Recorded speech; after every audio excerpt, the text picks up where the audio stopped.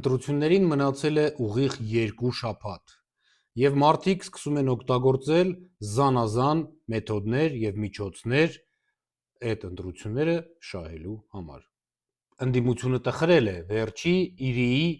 հրապարակած սոցիոլոգիական հարցման ռեզուլտատներից, ընդ որում այդ սոցիոլոգիական հարցումը ցույց է տվել,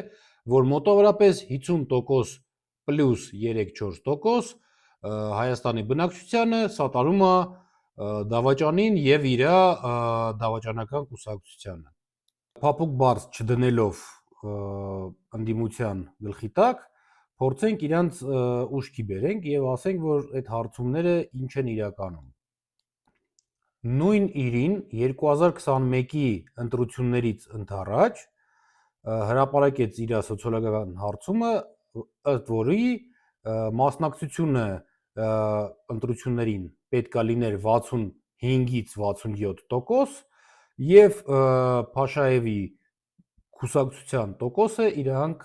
գնահատել են 26։ Իրականությունը ցույց տվեց, որ մասնակցությունը 44% էր և Փաշաևը հավաքեց 56։ Այսինքն սխալվեց ԻՐԻ-ն։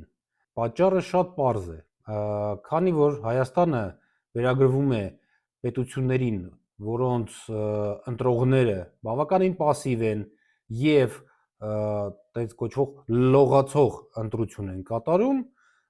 բոլոր սոցհարցումները, նույնիսկ ձեր պատվիրված հարցումները ճշգրիտ չեն։ Եվ նույնիսկ ամենաճշգրիտ հարցումները Հայաստանի նման երկրում տալիս են սխալ 5-ից մինչև 7%, ինչը ահավոր բարձր տոկոս է զարգացած երկրների հետ համեմատ։ Սակայն գոյություն ունի վախ, տենց կոչվող ընտրական վախ, երբ որ մարդիկ մասնակցում են հարցումների, մի մասը վախում է ասել, որ կուսակցությունն է ձեն տալու և արտասանում է կառավարող ուժի անունը,